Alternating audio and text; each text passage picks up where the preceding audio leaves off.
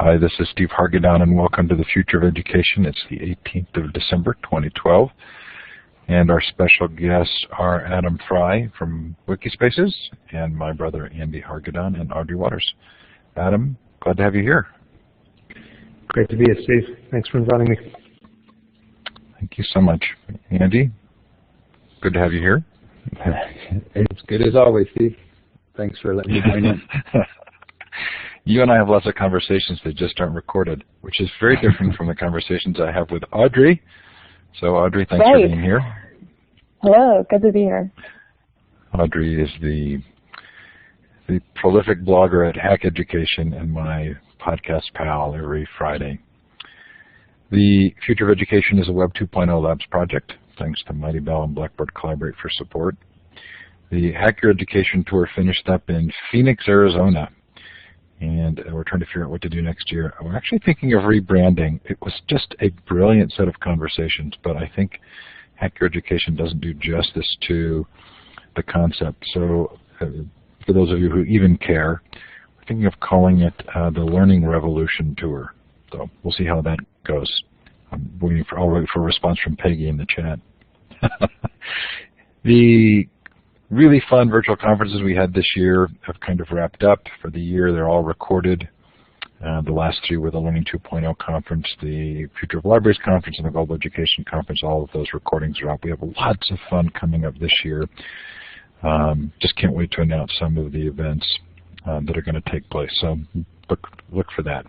Coming up on the Future of Education, David Risher from World Reader is going to talk to us about that really interesting program. We're going to talk about student journalism in some fascinating ways.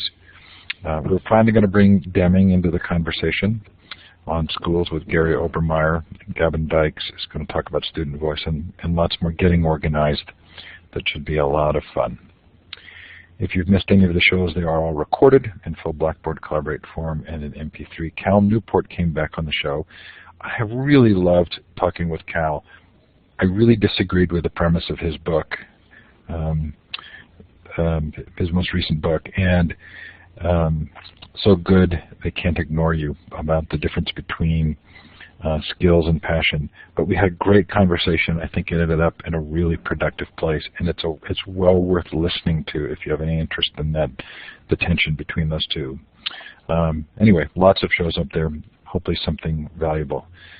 Rhonda says she disagreed. Disagreed with me or with Cal, I wonder.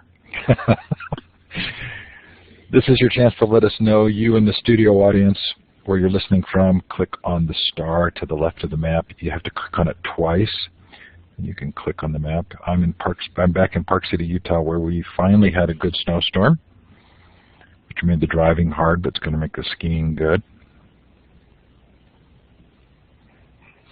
Please feel free to shout out in the chat where you're listening from, time and temperature.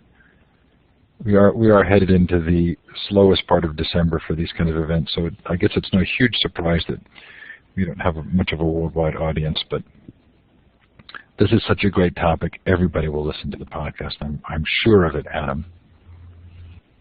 No doubt. There is a Mighty Bell space for tonight's event. Let me give you the link. We've had a couple of people, including Peggy, go in and actually really put some good resources in there. Mighty Bell is Gina Bianchini's newest project, and I do consulting for her, but it is a great content and curation tool. Here's the Mighty Bell Space link. Feel free to go in there. There are links to Adam's work, to my brother, to Audrey, and you can post comments and get yourself involved in a discussion if there's something there that's of interest. So, Adam, I feel like you and I have had this conversation for a long time, and I have to say, I'm really glad that you wrote this piece. Do you want to kind of give us the main argument and maybe what precipitated your finally doing this? Sure, and we have talked about this, and I've talked about this, James and I have talked about this with many people over the years, as we've become sort of more and more clear about who we are and what we do. And as I think, as I'm sure you know, in the last 12 to 24 months, there has really been an uptick the interest in EdTech among people who perhaps historically, or at least over the last decade, haven't had such an interest. Investors, entrepreneurs, and partially as an attempt to influence those people, we decided to formalize what we've been saying for a while and try to put down on paper, not only what we thought people should do to make an impact in the world of education, but why. Contrary, obviously, to the title of the piece, there isn't one way to succeed in anything. But the reason we framed it that way was to try to say, look, we believe there are certain things that are important to do in this market, in this space, and if you believe those things along with us, here's how we think you can achieve them.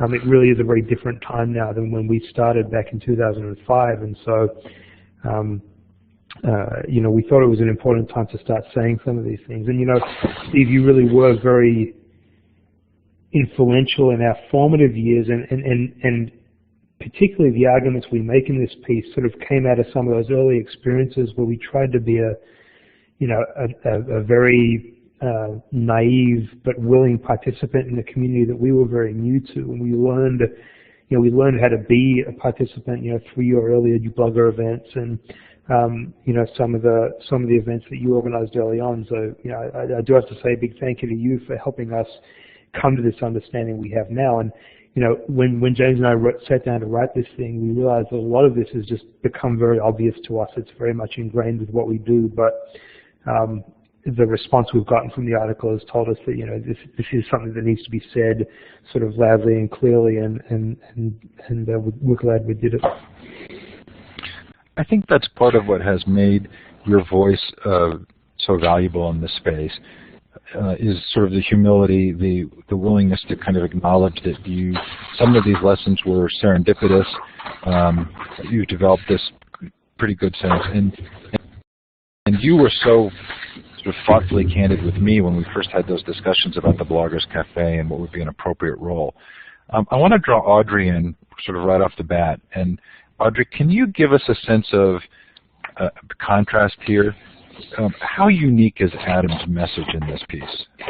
I would say off the bat, one of the pieces that's really striking that's different with the Wikispaces path is that this is a company that hasn't sort of fallen under the glimmering lure of venture capital, which is interesting because I think one of the great things about the how to succeed in ed tech that Adam's written is about sort of thinking about how you're going to have revenue from the get-go.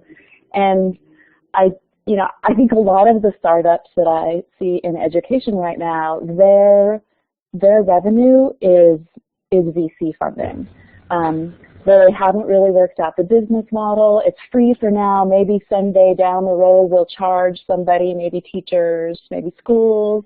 But really the big difference here is this role of venture capital, which is frankly right now playing a huge role, funding a lot of startups. And I think in a lot of ways then gets to dictate some of the paths that these startups eventually will go down. So Adam, I want to give you a chance to kind of, in an abbreviated fashion, tell some of the story of the document, knowing that most people will have read it. But this is a graph that Audrey put in her blog recently that sort of shows what appears to be a very similar pattern of investment in educational technology, and what would appear to predict a moment of decline. Do you think that this is about to happen or might happen? And is your publishing this kind of a part of recognizing the importance of your message at this particular moment? Yeah, of course. You always have to be careful what you're talking about. And what we try to talk about is how do you build a good business and how do you make a positive impact on the lives of educators and their students. This graph talks about something very different, and that is how much money is being put into a sector, and then the implicit message is what are the returns on that money for the investors. The two things can be related, but they're not the same. So, it's a very well understood story, and one that the sort of founding team of Wikispaces lived through. And in the mid to late 90s, there was this huge rush of money into the technology and internet space. That also came into the edtech space. Post 2001, when everything fell apart, you really felt it out here in San Francisco. The money rushed out again because the investment game in a lot of ways is very much about following the leader. So a lot of companies started, a lot of companies got very well financed and had these big, huge plans, and some of them did well, but a lot of them, just by virtue of how the VC game is played, went away. And so then there is a reluctance for several years to put money back into the general technology space, and again, in particular, the education technology space. And then now there is, for various macroeconomic reasons, a real interest in putting money back into this space, and so we're seeing an increase in financing again. And there will be a drop-off. There will be another, bust following the boom, but depending on who you are and what your interests are, that isn't necessarily a bad thing. I mean, the VCs aren't interested in small returns. They don't want to invest in 5 companies and have each of them do okay. They want to invest in 100 companies and have 1 or 2 of them do spectacularly well. So the bust is fine for them, and they're expecting many of their investments to go away. And if you believe in building companies like Facebook and like Google and like previous companies like Apple and Microsoft, you have to do that because you're not going to get to that scale that quickly without taking huge bets and huge risks. So that's not necessarily a bad thing. We play a slightly different game, which is we build independently and look to do something of value and don't necessarily prioritize the huge financial returns. But when you're looking at a graph like this, you have to understand who the players are and why they're doing what they're doing and the natural cycles that happen. So yeah, there will definitely be a bust here. Our particular message in the piece is that not only don't you have to play this game to be an educational technology entrepreneur, we believe that for certain definitions of success, it's actually counterproductive. Adam, how much of your commitment to education and your understanding of this market have come since 2005, and how much did you start with? Was Wikispaces really intended as an educational platform originally? Yeah, it's a good question. A lot of the principles that we operate with, we had previously, and we had built, having gone through the dot-com bust, in the bubble and bust in 99 through about 2004. So we decided we wanted to do things a little bit differently. We decided we didn't want to try and be the first company to $1 billion. We wanted to do something that felt human to us, that felt worthwhile. But when we started out in 2005, we had absolutely no intention of going into the education market, and frankly, we didn't know much about it. It was, we launched a wiki product as a bit of an experiment. James had sort of built it in his spare time and sort of thought it was an interesting technological challenge. But we started getting teachers coming to us and saying, this is just massively valuable to us and useful. Can you please pay attention to us? And frankly, we were a little surprised because we didn't understand why these teachers didn't have technology platforms to do their work on. And we came to understand, part of why that is and the need that they had. And so we started, like any sort of good entrepreneur, we started focusing on the people who were most enthusiastic about us. And over time, by about 2007, we were an education company, an education technology company. So it was very much an evolution for us. But if this had been our first company, and we had just launched, as 2 guys launching a technology company, and some smart VCs had come to us and said, hey, we think what you're doing is really exciting. We'd like to give you a lot of money.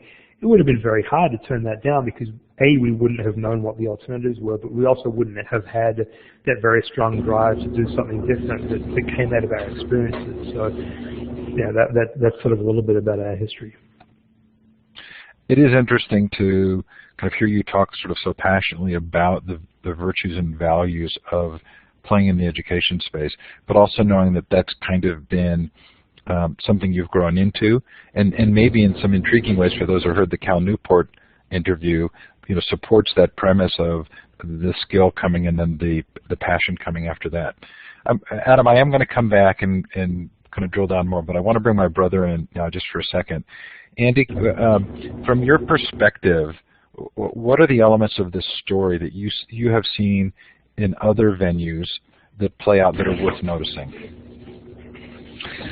Yeah, actually, Adam, I love this story, primarily because it does reinforce my experiences in studying clean tech and agricultural sustainability, two areas that probably Audrey could have created a graph around that was very similar to the booms and bust graph in ed tech.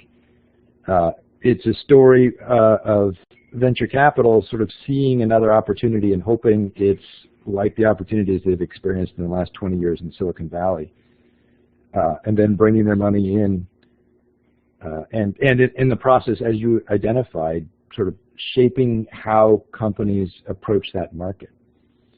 So, first off, I think it's a great observation in ed tech, and one that has a lot more credibility when it comes from somebody building a business there.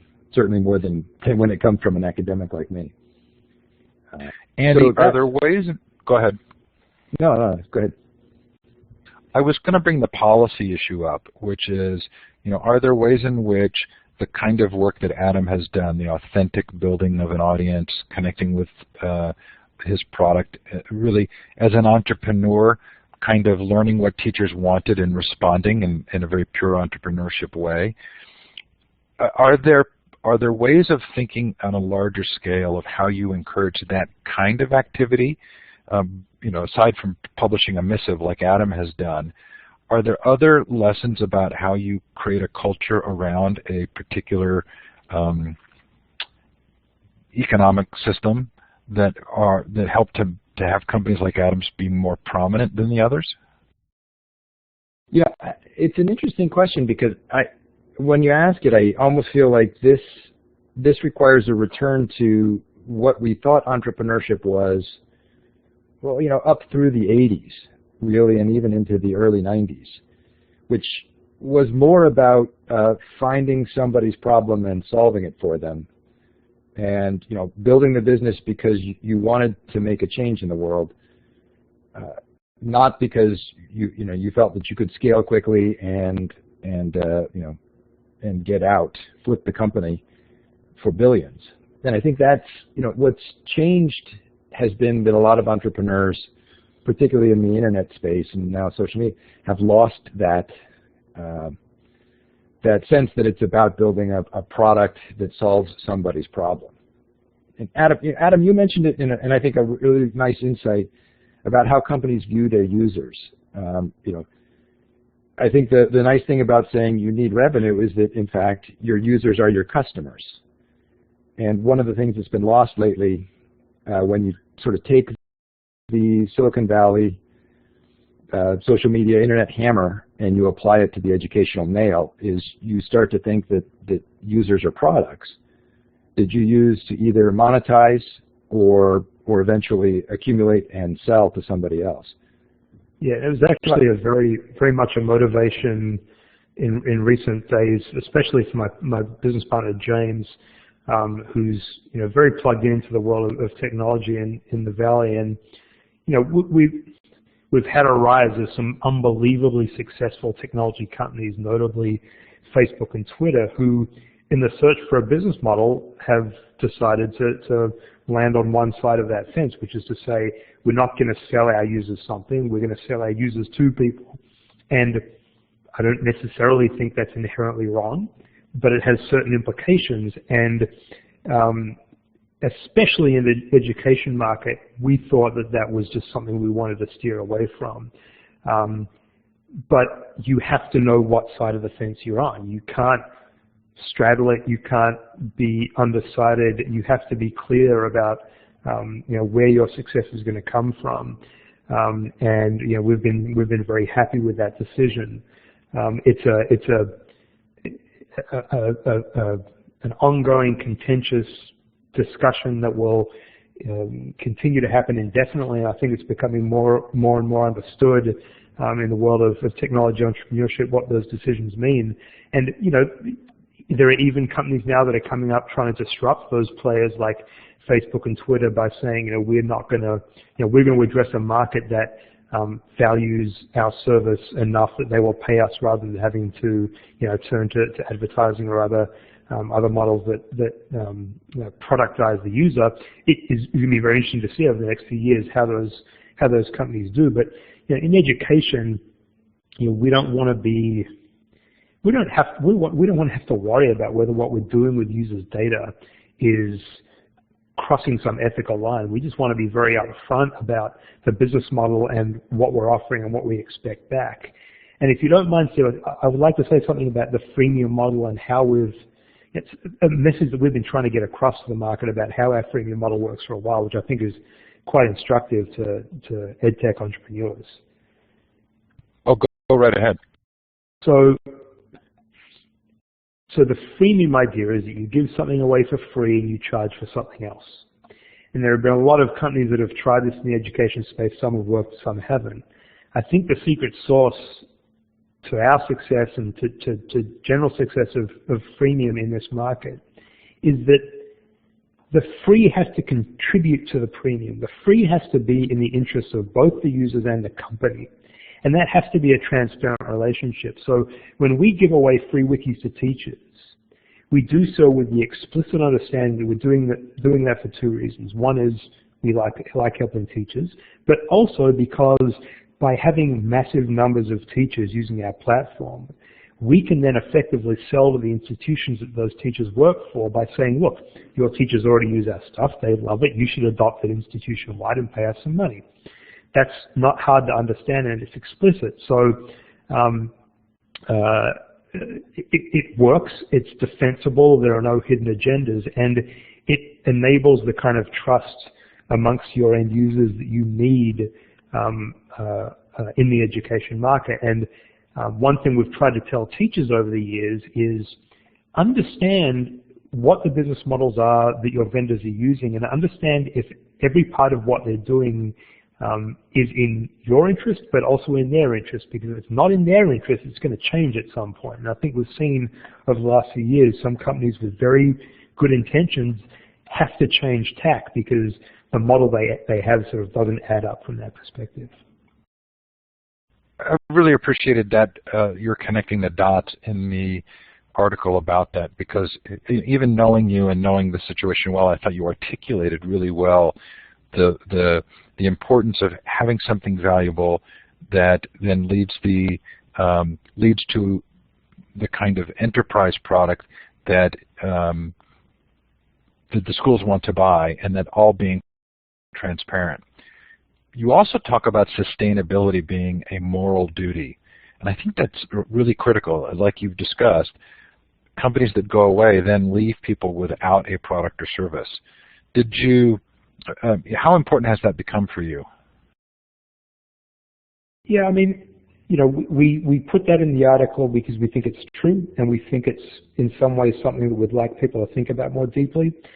I don't think it's something that we had thought about too much early on, but we've sort of come to understand it. And I don't think it's a big, corporate value type thing that we think about. We just deal with teachers every day, and we know how valuable what we do for them is, and we don't want to let them down. And it's, rather than having one enduring, sort of big picture value, we have many, many thousands, hundreds of thousands of relationships that on an individual level reinforce to us how important it is not to stop doing what we're doing. And that doesn't mean we won't change, it doesn't mean we won't evolve, but you build up these kinds of beliefs from real human interactions, and I don't think there's any substitute for it. And frankly, I mean, the article we wrote, I think it's nice, but you need to learn this yourself. You need to go through that experience and decide whether you want to connect your success to the success of the people you're serving. In some ways, that's why it's so great to be in the education space, because if we were helping corporations or other types of companies, maybe you don't have that passion. Maybe you do, but in education, it's not hard to find. Well, if I could add Audrey, go ahead. Oh yeah, go ahead, Andy. Well, I think this is part of what Adam's paper does really well. Is it recognizes that there's a very important difference in the market context. Teachers don't adopt this like they might adopt Twitter or Instagram. They're building lesson plans around it that will last at least for the year, if not several. They're making pretty major commitments to depend on these kinds of technologies. which reminds me a lot of the energy space, where the adopters are thinking much more about the downside risk of something like this not working out than they are about the upside of trying something new and having fun. Yeah, and specifically in the article, we talked about the commitment you make to institutions. And one of the things that we've learned over the years is, frankly, many of the educational institutions that our teachers and students rely on really have very, very limited capacity to implement, anything, let alone technology at scale. And so if we're going to take up that precious resource that they have to be able to implement a technology for their constituents, we want to make sure that's a commitment that they can follow through on.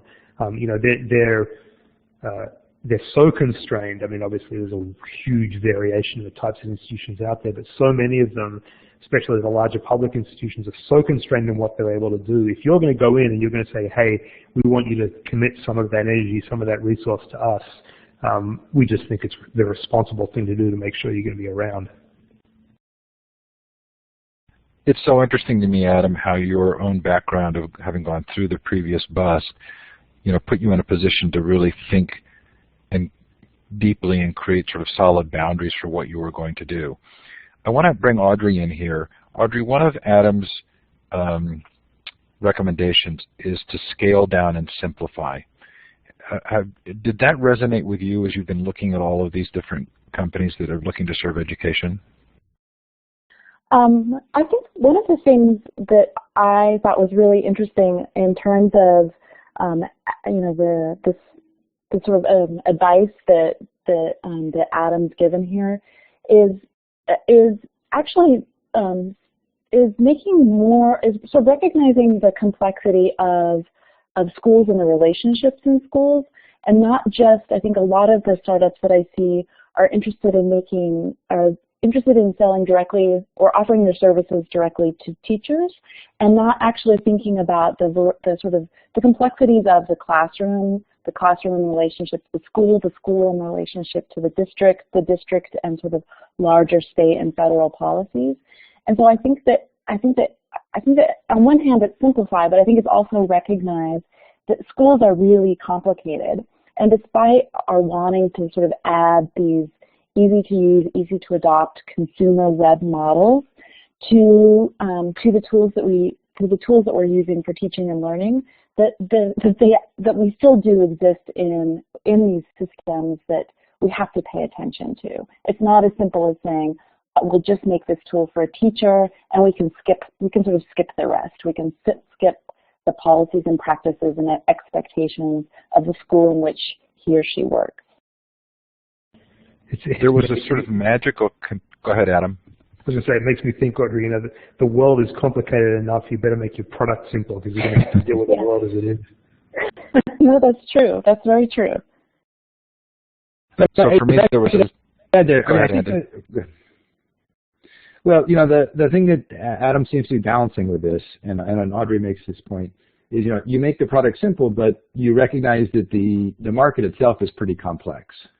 And that makes the adoption process more complicated, and I think some of the more VC-backed companies are almost driven to make assumptions about a rapid adoption, and therefore the kind of product you would design if everybody would flock to it easily.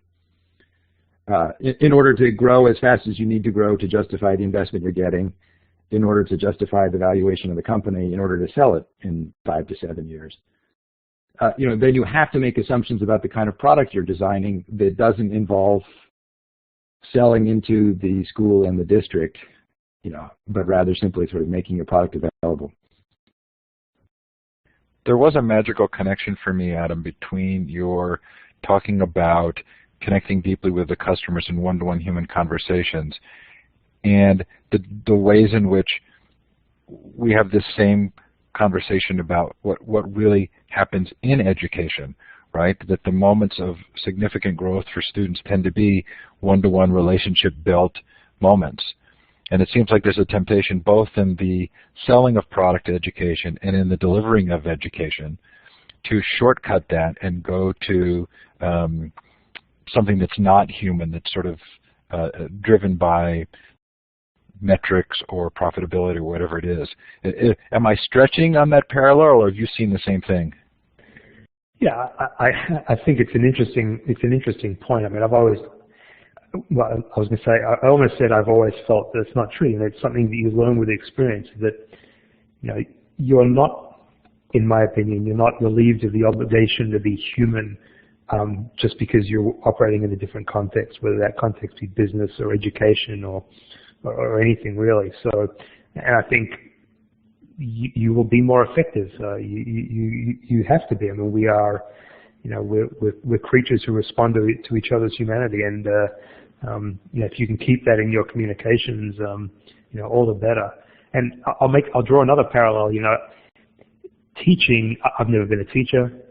I'm not sure I'd be particularly good at it. It seems really hard to me. You know, entrepreneurship. It's not easy, and the guidelines that sort of we've laid out, they're no guarantee of success. And we say all the time, you know, we got lucky in a whole bunch of different ways, and we could have had the same great intentions and plans and skills and still failed. You know, and failure in entrepreneurship is nothing to be ashamed of. It's super hard, and you know, it's an emotional roller coaster because you never quite know, are you doing well, are you doing well enough? You know, everyone's telling you, you know, their opinion about what you should be doing and how well you should be doing. You know, I always try to tell entrepreneurs, you know, get out there and give it your best shot, and you know, be okay with changing and evolving, because you know, just like, you know, trying to educate kids, it's you know, this is, you know, there are a lot easier ways to live your life than try to go out and you know, be an entrepreneur and build something from scratch. There are a lot easier ways to live your life and make money than being a teacher. Adam, there was another parallel for me, and it was the parallel between teachers learning these new technologies and students learning to use them, both within the educational environment. Have you learned some things that have been valuable watching teachers learn the technology that have helped you understand how students would adopt?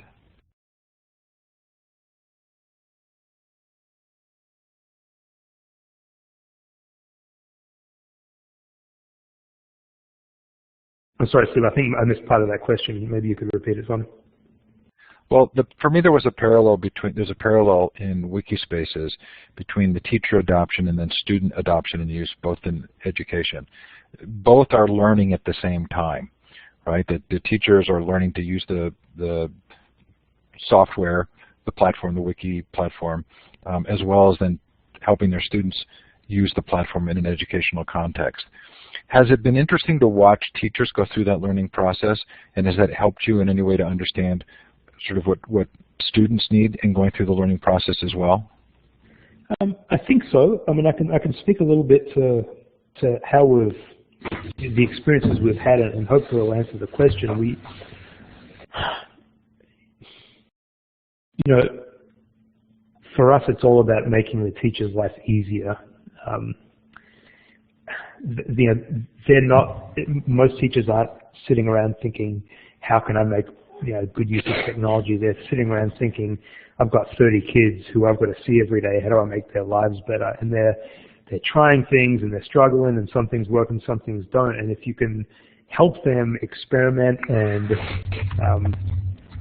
do those things they know they have to do anyway, more easily, more effectively, more efficiently, then you've got a friend for life. You know, when you make their life easier, you know, the response you get from them is pretty incredible. So, from the teacher's perspective, it's been about learning from those who know how to use technology and make their lives easier, and then communicating that on sort of a marketing level to the broader community of teachers, and trying to explain how we can make their lives easier. And then from the student side, you know, frankly, the students don't have a problem using this stuff. The students are eager to use whatever is put in front of them, but what they're looking for is the motivation, the encouragement, the permission, you know, the carrot and the stick from the teacher to say, "This is what I need you to do. This is, you know, what I'm looking for you to accomplish." And if they have that from their teacher, then they do amazing things. I don't think, the average student today is, really too concerned about whether they use a wiki or a blog or Facebook or Twitter or whatever it is to do their work, to communicate. What they're looking for is, am I getting engaged with my teacher, with the coursework, with what I'm supposed to be doing through a platform that actually makes, that makes that connection better. So that's sort of some of what we've seen. Probably didn't ask that question very well, but I will follow up a little, which is, a lot of times there's a concern that it's hard for teachers to learn some of these technologies. So you were faced with a challenge not only of helping them understand what the product was, but knowing that many of them were going to have to learn what a wiki was and how it works.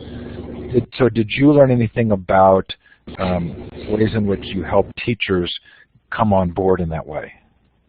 I think I have to be candid and admit that we relied on a large, enthusiastic body of educational technologists to do a lot of that work for us. I mean, a lot of the early people that came to us were the kinds of people who were, really working every day on how do we make this work and how do we help teachers get on board with this kind of stuff. So we spent a lot of our time supporting them, helping them communicate the message through professional development or more informal events, stuff like EduBlogger, trying to teach each other how to do this stuff. So we sort of viewed our role as being supportive of the people who would carry that mission out, not directly trying to do it ourselves. And we've been lucky that there is a huge and passionate community of those people out there, and if you can support them, that seems to be the best way to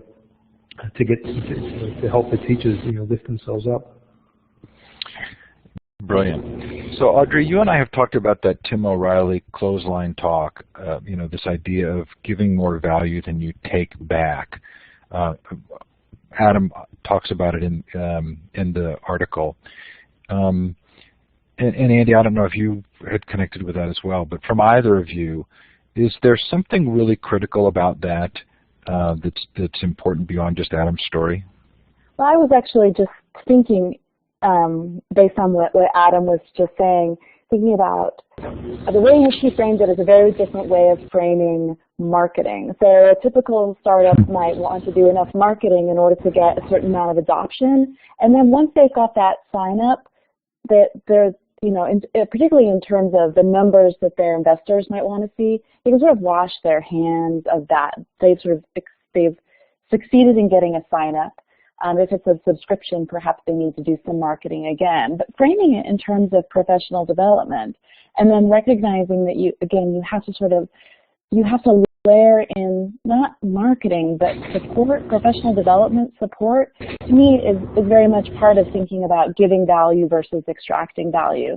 This isn't just a matter of signing up a new paid customer. This is really a matter of then supporting that person in their work. And then also, it is marketing in some ways, but helping those individuals spread the skills and the sort of necessary tools to get, in this case, wikis adopted more broadly throughout a particular school building. Andy, I'm willing to let you respond to that, or I'm interested in asking you an additional question about kind of the entrepreneurial skills that are required to do what Adam and James did, and sort of the role that you feel like you've played in at least at the university level, and should we be doing more of that kind of exposing students to the entrepreneurial environment? Well, yeah, just to finish on that last one, I think I applaud Adam, and I think Audrey's right. It is sort of good old-fashioned, deliver a better value product. But it's in a world where people have gotten more concerned with customer acquisition than sort of retention, long-term retention, which even saying it that way sounds a little bit dehumanizing. But I think it's a long-term relationship perspective. And that comes into your next question, which is, I think part of the one of the windmills I've been tilting at a lot has been this sort of distinction we've suddenly created between entrepreneurs and social entrepreneurs, which I think represents the split between sort of teaching people, about innovation and entrepreneurship as solving a real problem and building a real business, versus growing something fast and making a lot of money. And so we've almost had to come back and invent a new name for the old style company and call it social entrepreneurship instead. But a lot of the stuff that we teach has a strong focus on trying to understand better the context in which you're innovating. As a bit of background, we're not in the Silicon Valley. And most of the research that's coming out of Davis and the researchers that I'm working with are in the life sciences, they're in agriculture, they're in energy, they're in education, and they're dealing in markets that sort of need to stay old school in people's approaches to building a new business. Much more like I think what Adam is talking about.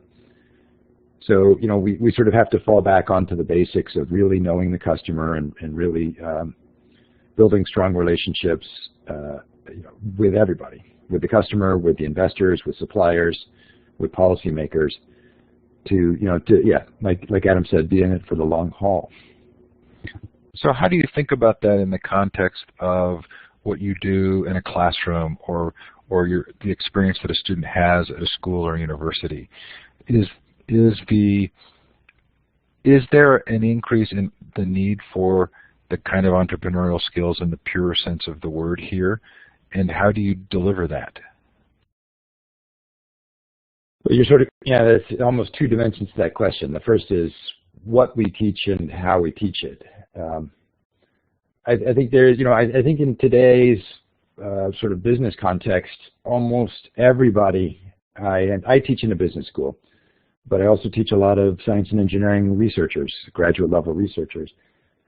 And almost everybody I teach, I see there's a strong need in their long-term career development for understanding how innovation happens and how the entrepreneur sort of plays a role in it, and how, therefore, their own career depends on sort of strengthening their entrepreneurial skills. It's a little too trite to say that the world is changing, but it continues to change, and a lot of our models, from academic research to education to to manufacturing, are forcing people to change careers pretty quickly, and therefore forcing them to be a little bit more entrepreneurial in their own choices they make and the ways they conduct themselves. So I'll leave that one, and the second question I'll leave for later. So, Adam, 13 million registered users, 35 million monthly unique visitors. Have you been approached now by venture capitalists or anybody who's looking to take advantage of that?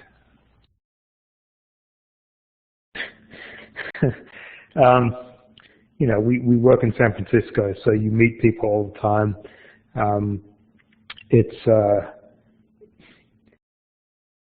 It's well understood that there's opportunity out there if you're prepared to, if you're prepared to play the game. It's not really an issue for us though, because we're sort of fairly clear about who we are and what we want to do. And while we do, we do try to keep a connection with the sort of the community and industry we work in. We're fairly focused. Okay, we're going to shift to Q&A in a minute, so if you have a question for Adam or for Andy or Audrey, feel free to prepare it, put it in the chat, or raise your hand. That's the hand icon at the top of the participant window. Before we do so, I kind of want to, I know, Adam, that you've been thoughtful about saying that you're not a teacher and may not have an expert opinion here, but I am curious, as somebody who's been involved in open source and now in Web 2.0, how much do you think that the web is going to change our sense of learning, and when and where teaching and learning take place? Yeah, I think that at a micro level, very complicated, and there will be many different approaches to many different questions. But at a macro level, I don't think there's any question whatsoever that, I mean, the history of education has been largely about content delivery, as I understand it. I mean, every school I ever went to, you had someone standing at the front of the classroom telling you things, which you would write down and then go away and do the real learning. And technology eliminates the need for that. And it's one of the things that's motivating people and has motivated people for some time now to try and disrupt the existing models, to say we don't need, you know, we have the information in innumerable forms that can get to the students far more effectively than having an expert standing up and talking about it. So what does education look like going forward? And that is something that I think will play out over a long period of time in many different contexts, and will completely change the way we think about it. But this has happened already in many places, and we've engaged with some just incredible educators who've, you know, completely independently said, I'm not going to run my classroom the way it's traditionally been run, and I have a very clear understanding of how technology will help me to do that, but it's not about the technology, it's about how do we as teachers make these kids we have in our class successful. And you know, we've written on our blog over time about some of the ways that's been done, of just changing the way we spend the however many hours a day we have in the classroom with teachers. And I don't think it takes a genius to understand that, you know, that can happen. But at a macro level, the challenge in doing that has very little to do with what if you had one great teacher and 30 engaged kids. It has to do with what if you have several million teachers and kids of incredible diversity in institutions of all different shapes and sizes. How do you make that change on a macro level? So yeah, that's what we see as the big questions around technology and education. Audrey, I listened to these brilliant recordings of Ivan Illich. Number one, they taught me how to say his name correctly, right? But it was really interesting to hear him speak. And so I think it was 1970, and he said, within 2 years, the institution of education will be gone. You know, we're going to see these dramatic changes. You and I are certainly having conversations that we feel are sort of resurfacing a lot of those themes. But can we put what Adam's done in any kind of historical context? Is that many users using wikis, do you think that will have an impact long term in terms of how we think about learning? I think that there's actually something interesting about the particular technology that we're talking about here. I think that it's interesting that this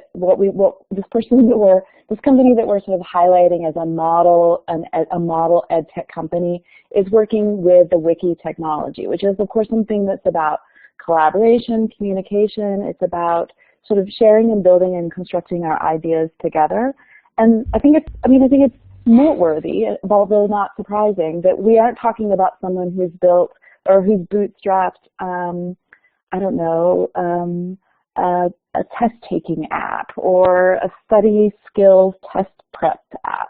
So I mean, I do think that the wiki in particular is an incredibly powerful piece of technology, and so I don't actually think it's surprising that when we look to sort of the good players in our ecosystem that they're building a tool on top of that.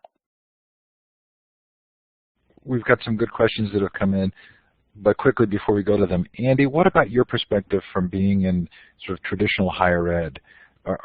Is our sense that these changes are imminent, like Ivan Illich 40 years ago saying they're going to happen overnight, or is something actually changing?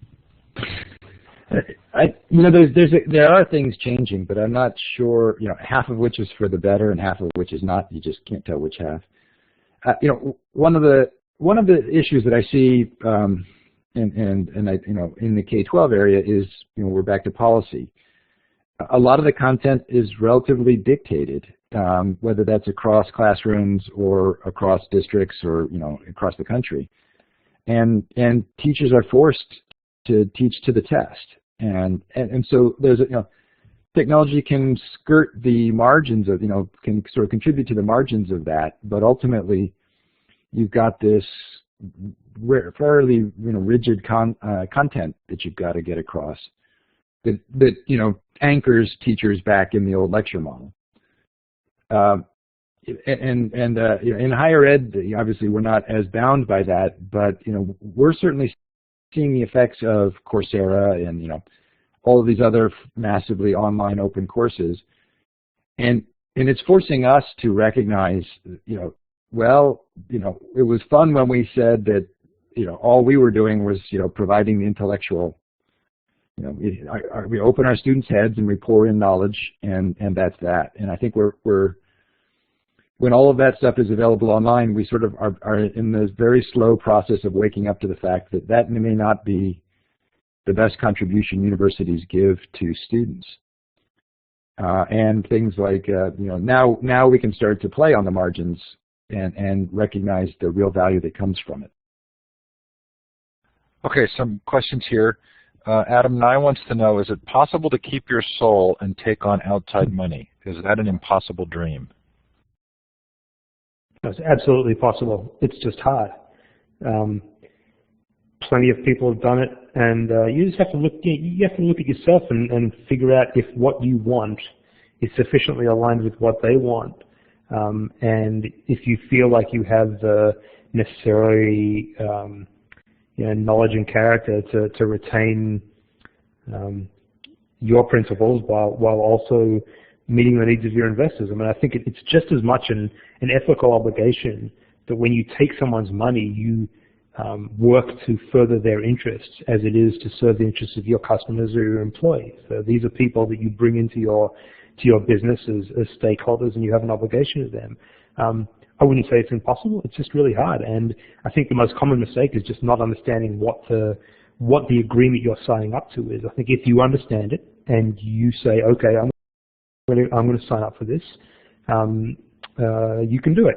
And if you build a business that's well aligned with that and you push it really hard and you succeed or fail, well, that's great. I mean, give it a shot. Just know what you're getting into. Rhonda wants to know, how would you advise someone who is in a market that resists technology in the classroom? Are there any markets that don't resist technology in the classroom? So there are many different players in the education space, and where we found the best early reception was the teachers. I mean, the teachers will move heaven and earth to get the things into their classroom that they need. And if you can reach them directly and make their lives better, then you can overcome all sorts of obstacles. And ultimately, the thing that the institutions can't argue against is the success that they see in their own classrooms. You'll get past the fear and the doubt that they have if you can point them directly to, hey, why don't you take credit for this great stuff that's going on in your classroom? And then you've got a shot. But, when you run into people who are genuinely roadblocks in what you're trying to do, don't beat your head against the wall. Just go around them. Rhonda's asked several questions here. And thanks, Rhonda. If anybody else has a question, please feel free to raise your hand or put it in the chat. I'm going to keep going. She says, in a market where transitioning has experimented highly and lost the interest or built obstacles, how would you try to overcome their resistance? I'm sorry, Steve. I think I lost you just in the middle of that question again. Well, I think you kind of answered it, so I'm going to move on to the next one from Rhonda. She said, is beginning from an outsider perspective harder than being in education? I mean, the answer is yes and no, of course, but there is a huge advantage, I think, in any entrepreneurial context to being an outsider, because you don't know what's impossible, and you don't know what's been done before. You don't know, the reasons that you're going to fail, and if you did, you probably wouldn't start. I mean, if we'd known all the things that we know now, and we had to start out and say, oh, we're going to get into education, I mean, we would take a very serious look at ourselves and think long and hard about it. As an entrepreneur, you have to have a sort of a stubborn mindset and a first principle mindset that's going to say not what are all the reasons that people say they do things the way they do them, but really what at its core is the issue here, and what are people trying to get done, and how should things be done.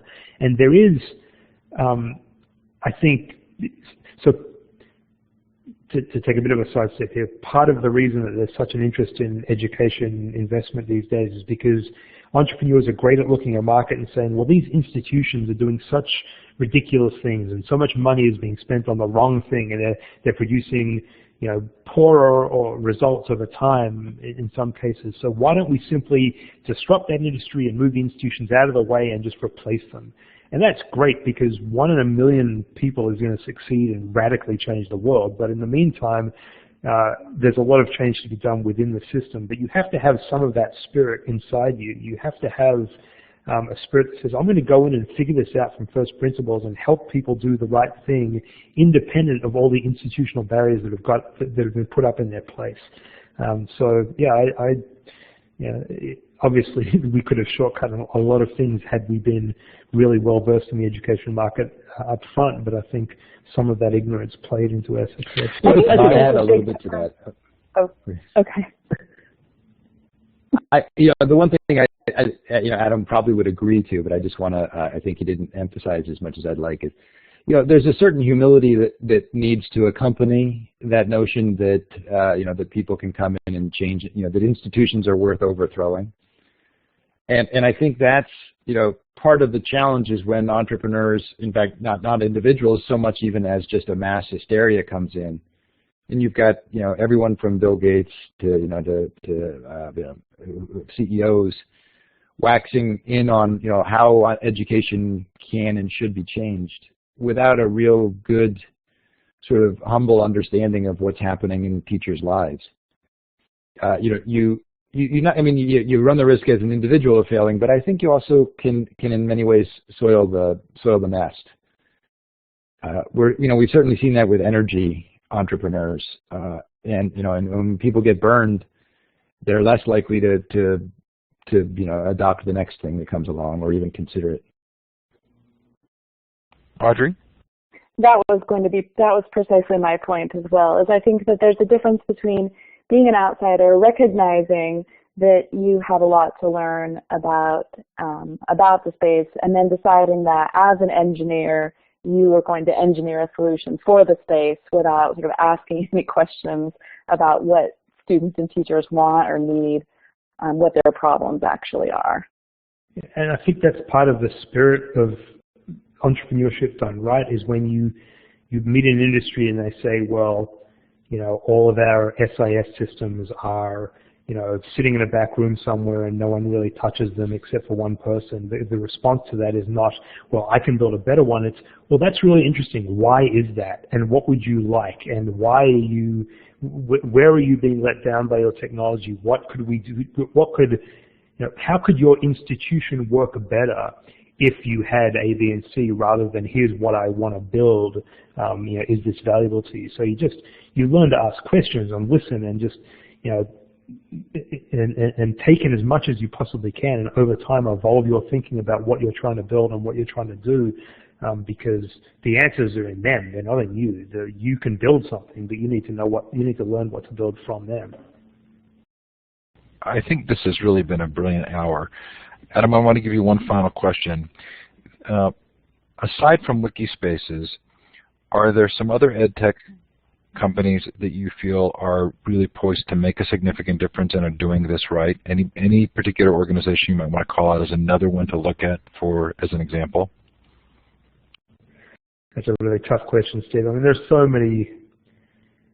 so many smart, educational entrepreneurs with their all the right intentions in the world and who are doing great things. Frankly, I wouldn't want to throw a couple of names off the top of my head and then miss people, and I'd be happy maybe to put some more thought into that and provide you an answer that you could publish. But I am genuinely inspired by so many people right now. I just don't want to.